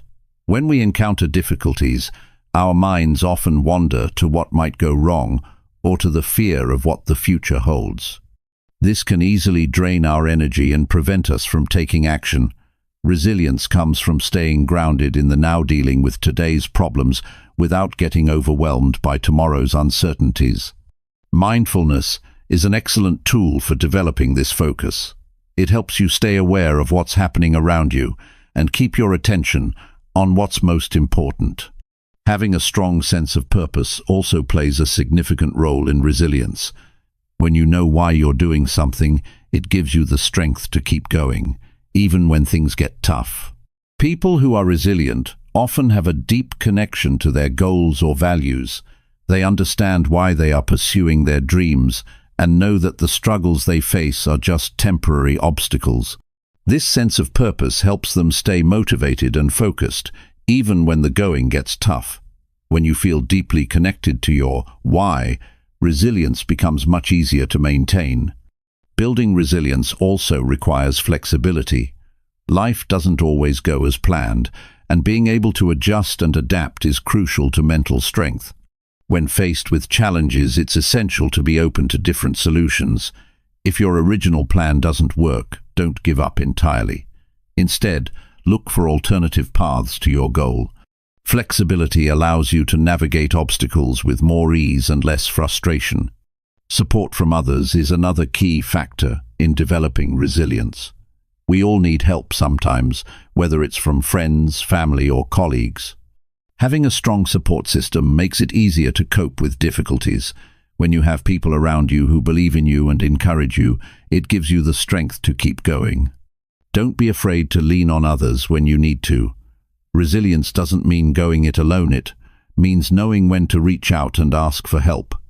It's essential to understand that resilience doesn't mean that you won't face hardships. It's not about being immune to stress, loss, or disappointment. Life is unpredictable, and no one can avoid challenges altogether. But resilience helps you recover quicker, handle adversity better, and learn valuable lessons along the way. The more you practice resilience, the stronger you become in the face of life's storms. Building mental resilience is about embracing life's difficulties rather than avoiding them. It's about learning how to move forward despite fear, uncertainty, and setbacks. It's about building a mindset that allows you to grow through challenges rather than be defeated by them. The more resilient you become, the more empowered you'll feel to face whatever comes your way. Resilience doesn't mean never falling. It means getting back up every time you do. It's about developing the strength to keep going, even when the road ahead seems tough. As you build resilience, you will discover that no challenge is too big to overcome. The strength to face life's obstacles is already inside you. It's just waiting to be unlocked. Chapter 13. Creating a life of clarity and focus. Every day, you are given an opportunity to start fresh. Life is filled with distractions, expectations, and pressures that can easily pull your focus in every direction. The constant noise and busyness of modern life can make it hard to find clarity. But there's a powerful truth. When you have clarity and focus, you can approach each day with purpose and confidence. The key to making progress in your personal growth journey and achieving long-term success is creating a life where clarity and focus are prioritized. Clarity isn't just about knowing where you're going or what you want to achieve. It's about understanding what truly matters to you. It's about peeling back the layers of distraction and getting to the core of what is meaningful. Without clarity, we often waste time and energy chasing things that don't align with our values or goals. We scatter our attention across too many things, which leaves us feeling overwhelmed and unfulfilled. On the other hand, when you know what truly matters to you, and you can keep that in focus, your energy is channeled in a way that moves you closer to your goals. Focus is the ability to concentrate your energy and attention on what's important. In today's world, focus can be a rare commodity. The constant ping of notifications, the pressure to multitask, and the overwhelm of too many options can all cause us to lose sight of what we're really working toward. The reality is, when we try to do everything at once, we end up achieving less. Our energy is spread too thin. But when we concentrate our efforts on the things that matter most, we accomplish more and feel more fulfilled. One of the most effective ways to create clarity in your life is to make time for reflection. It's hard to know where you're going if you don't take a moment to check in with yourself. Reflecting on your values, goals, and the direction you want to take helps you gain perspective. You can ask yourself questions like, what do I really want? What's important to me? What brings me joy and fulfillment? When you take the time to honestly answer these questions, you'll gain clarity about what truly matters to you. Another way to build clarity is to simplify your life. Too much clutter, whether it's physical, mental, or emotional, can prevent you from seeing clearly. Simplifying your environment and your commitments frees up space in your mind to focus on what's important. Decluttering isn't just about throwing things away.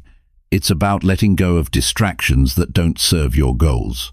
Whether it's removing items from your home that you no longer need or saying no to obligations that don't align with your priorities, simplifying helps create the mental and physical space needed for focus.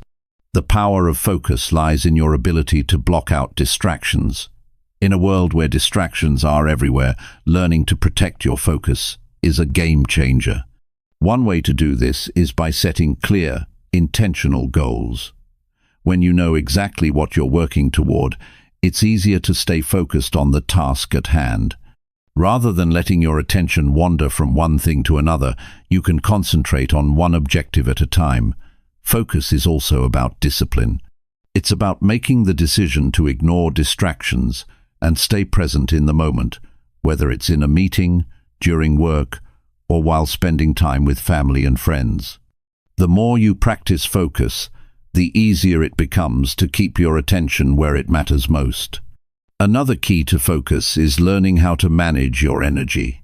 Often we think that focus is about sheer willpower or mental strength, but it's also about being mindful of how we spend our energy. When you're running on empty or overwhelmed, it's harder to focus. On the other hand, when you're well rested, nourished, and mentally refreshed, you're better equipped to focus. Creating space for rest and self-care is essential for maintaining high levels of focus and clarity. Without it, you'll burn out and find it much harder to stay on track.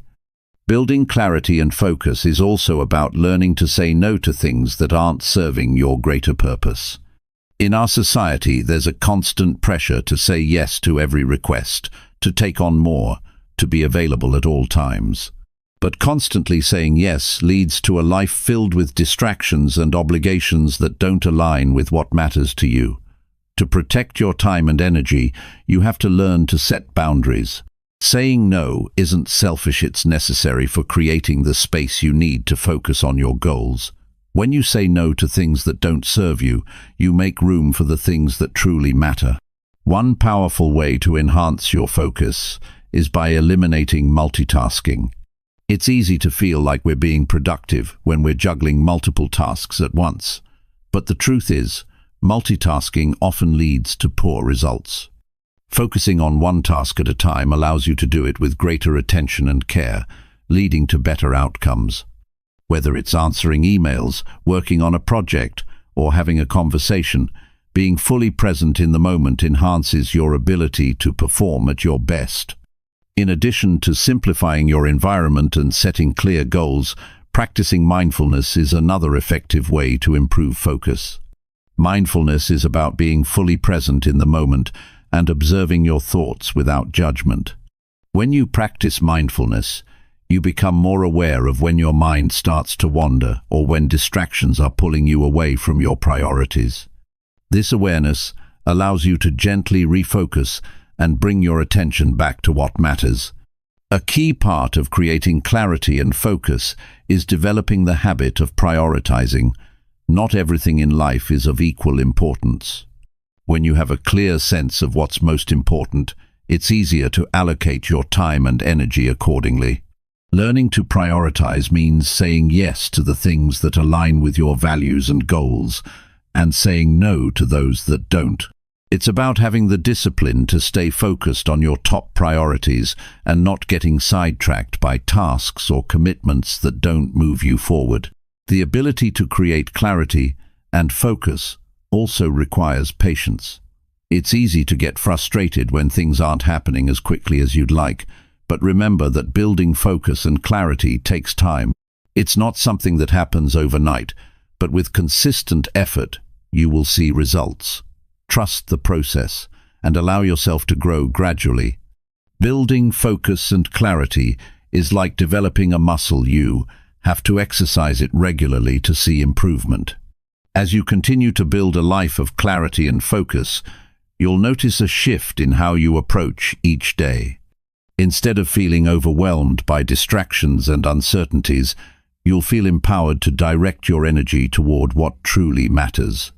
When you simplify your life, set clear intentions, and protect your focus, You create the space needed to achieve your goals and live a more meaningful life. Focus gives you the ability to move through challenges with a sense of direction, and clarity allows you to make decisions that align with your true desires. Together, they create a powerful foundation for long-term success. Chapter 14. The Power of Mindfulness and Meditation. In today's fast-paced world, we're often swept up in the demands of life. Every day presents a new challenge or a task that needs to be completed. With all the distractions and responsibilities, it's easy to feel disconnected from ourselves and the present moment. This is where mindfulness and meditation come into play.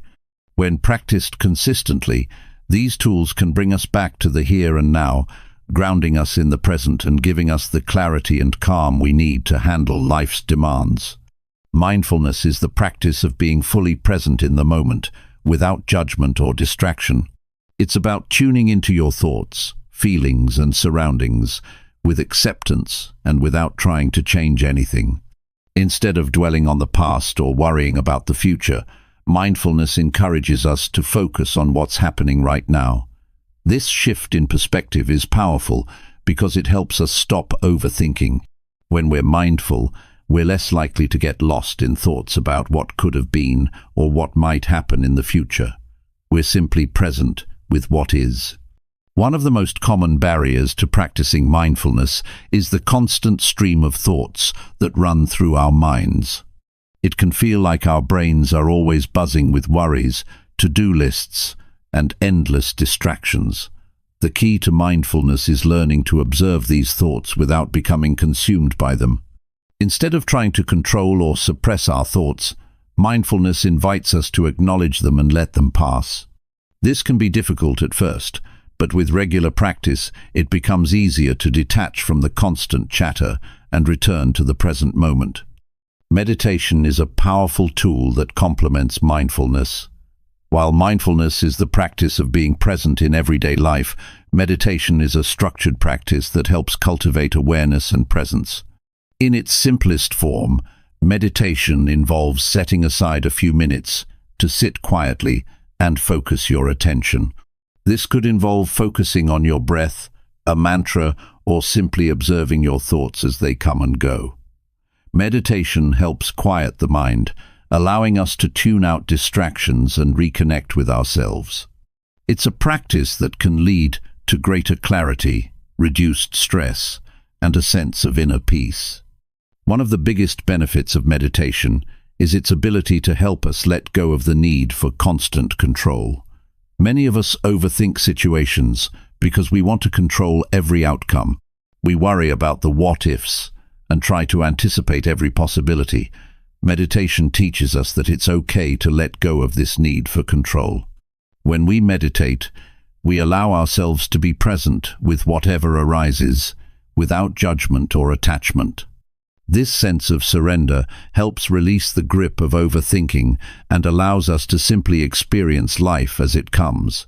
Mindfulness and meditation also help us manage stress and anxiety, two major contributors to overthinking. When we are stressed or anxious, our minds tend to race and we become overwhelmed by the demands of life. Practicing mindfulness and meditation helps break this cycle. When we focus on our breath or tune into our senses, we ground ourselves in the present and interrupt the constant flow of anxious thoughts.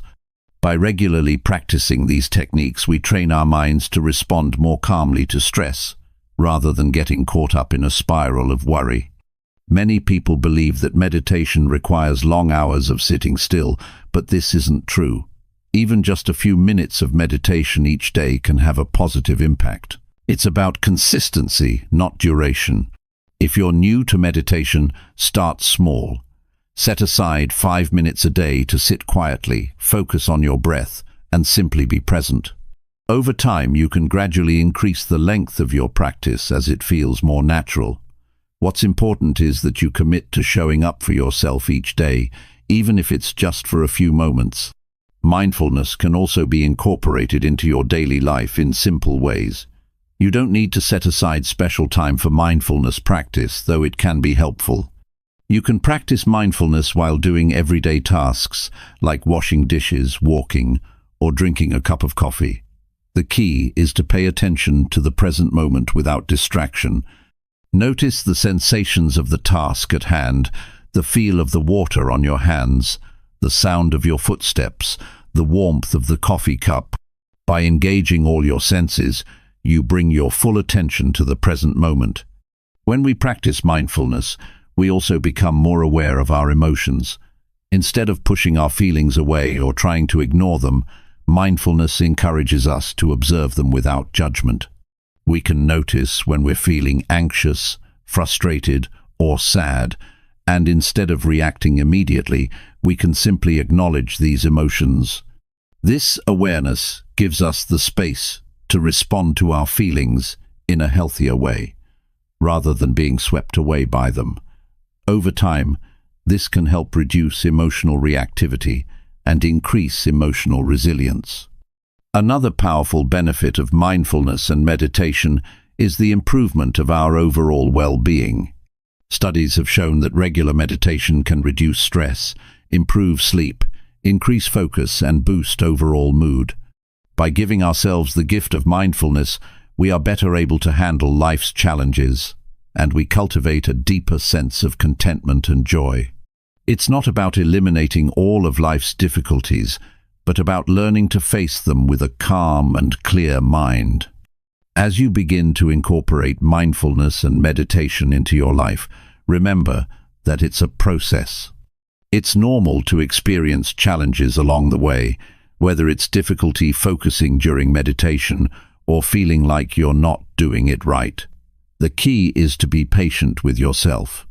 These practices are meant to be a tool for self-awareness, not a perfect goal. There is no right or wrong way to practice mindfulness or meditation. What matters is that you commit to showing up for yourself, even on the days when it feels hard. Incorporating mindfulness and meditation into your life is one of the most effective ways to stop overthinking and regain a sense of control over your thoughts and emotions. These practices give you the tools to manage stress, quiet the mind, and live in the present. By practicing regularly, you'll find yourself less consumed by worry and more able to focus on what truly matters. Mindfulness and meditation aren't just about finding peace during your practice. They are ways to bring that peace into your everyday life. When you learn to be present, you'll find that over time, the constant chatter of overthinking becomes quieter and more manageable, leaving you with the clarity and focus you need to live a fulfilling life. Chapter 15. The Role of Gratitude and Perspective. Gratitude is one of the simplest yet most powerful tools we have for improving our mental and emotional well-being. In the chaos of our daily lives, it's easy to forget just how much we have to be thankful for. We get so caught up in what's wrong, what we don't have, and what needs fixing that we overlook the blessings, big and small, that are already present in our lives. Shifting our focus from what's missing to what's already here can be a game changer. It has the ability to stop overthinking in its tracks, refocusing our minds on what truly matters. At its core, gratitude is about appreciating the good in our lives. It's about taking a moment to reflect on the positive things we often take for granted. The warmth of a cup of coffee in the morning, the smile of a friend, the comfort of a home, the beauty of nature. These simple things can have a profound impact on our mindset. When we choose to focus on these aspects of our lives, we start to see the world through a more optimistic lens. One of the reasons gratitude is so effective in combating overthinking is that it brings us back to the present. When we take a moment to express thanks for what we have, we stop worrying about the future or ruminating on the past. Gratitude anchors us in the now, allowing us to fully experience the moment without distraction. It's hard to overthink when you're focused on appreciating what's in front of you. This shift in attention can be a powerful antidote to the endless cycle of worry and stress. Research has shown that practicing gratitude can lead to numerous mental health benefits. People who regularly express gratitude experience less stress, anxiety, and depression. They tend to have better sleep, improved relationships, and a more positive outlook on life. This makes sense because gratitude helps us focus on the positive aspects of life rather than dwelling on the negative. When we're thankful for what we have, we feel more fulfilled and less likely to get stuck in cycles of negative thinking. Gratitude doesn't have to be reserved for the big moments in life. It's easy to be thankful when something major happens, like a promotion at work or a milestone in your personal life. However, the true power of gratitude lies in its ability to make us appreciate the everyday moments. We don't need to wait for something extraordinary to happen to feel grateful. In fact, some of the most meaningful moments of gratitude come from the most ordinary experiences. For example, you might feel grateful for the ability to enjoy a quiet evening at home or for a good conversation with a loved one. These small, everyday moments can have a profound impact on your mindset and well-being. They remind us that happiness doesn't have to come from external achievements or possessions. It can be found in the simple moments of connection, peace, and contentment that we often overlook. One of the most effective ways to incorporate gratitude into your life is by keeping a gratitude journal. Taking just a few minutes each day to write down 3 things you're thankful for can have a powerful effect on your mindset. They don't have to be big things, just small moments that brought you joy or made you feel good. Over time, you'll begin to notice a shift in your thinking. Instead of focusing on what's missing or what's wrong, you'll start to recognize the abundance in your life. This simple practice can help you break free from the cycle of overthinking and develop a more positive, balanced outlook. It's important to note that gratitude isn't about ignoring the challenges or difficulties in our lives. It's not about pretending that everything is perfect or that we don't have struggles. Life will always present us with obstacles, and it's natural to feel frustration, sadness, or anger at times. However, practicing gratitude doesn't mean we deny these feelings. Instead, it's about choosing to focus on what's good alongside the challenges. By acknowledging both the positive and negative, we cultivate a sense of balance and perspective. This shift in focus can make the difficult moments more manageable as we learn to appreciate the strength we gain from overcoming adversity. Another powerful aspect of gratitude is that it can improve our relationships with others. When we take the time to acknowledge the people in our lives and express our appreciation for them, it strengthens our connections and fosters a deeper sense of community. Whether it's thanking a friend for their support, appreciating a colleague's hard work, or simply acknowledging the kindness of a stranger, expressing gratitude helps us build stronger, more positive relationships.